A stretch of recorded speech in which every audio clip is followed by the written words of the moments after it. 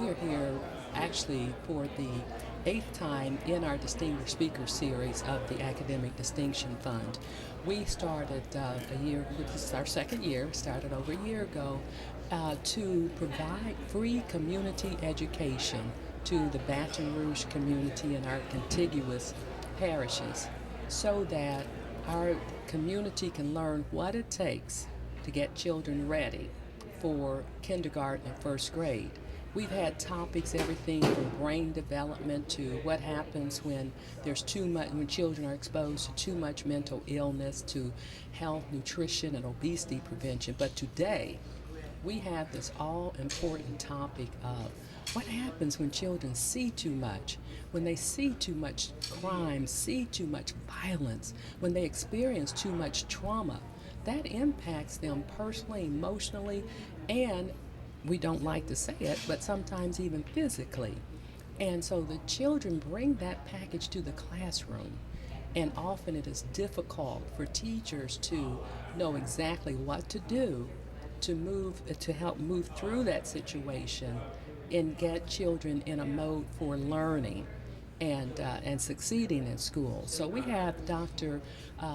Betsy McAlister Groves here today. She's an expert on this topic. She's written books. She lectures all over the country to not only give the theoretical research answers and information on what happens, but to give us answers, give us practical take-home tools, because this is important. We have people here today from law enforcement, education, teachers, administrators, the private sector, and municipal government, state education department, social services. We have the entire spectrum here today to hear this important information so that they can reach our objective, which is to hear the information, to learn, and then take that information away from here to wherever they work and really impact and create change for children. My program works with young children who've been affected by community and domestic violence. There are many different kinds of violence, but that's the kind of violence that we focus on, community and domestic violence. And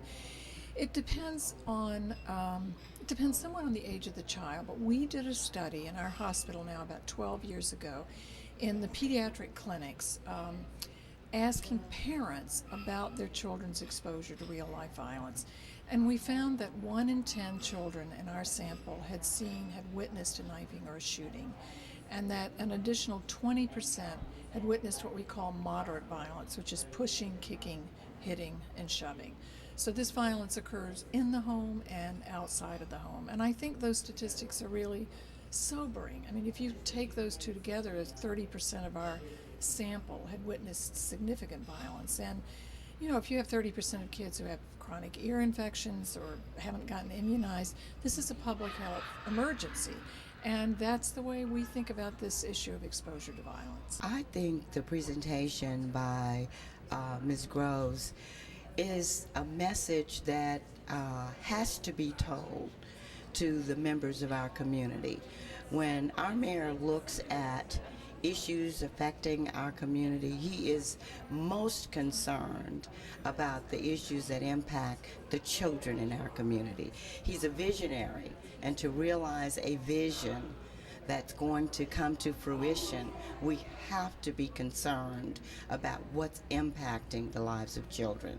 Anything that better prepares the early childhood group to better enter the STEM education programs, which is obviously where a lot of our focus is, we're very supportive of, and like what we've heard here today. I think it much better prepares the children to be prepared to enter the workforce.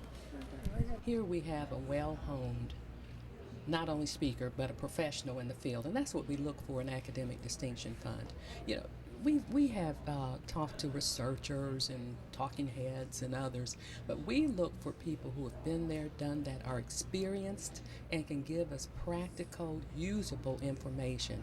So she's not only been there, she's doing it even today through a lot of social service organizations, through her own program, through Boston University. So she's well equipped, and she is very well informed and experienced to give us this topic today, and again to give us some really good practical take-home tools. If people have questions or like more information, what should they do? Well, they can call us at ADF at 225-922-4560. They can also email us at info@adfbr.org, and they can go to our website, www.adfbr.org. So we are on Twitter, so I don't know that they'll miss us in too many ways.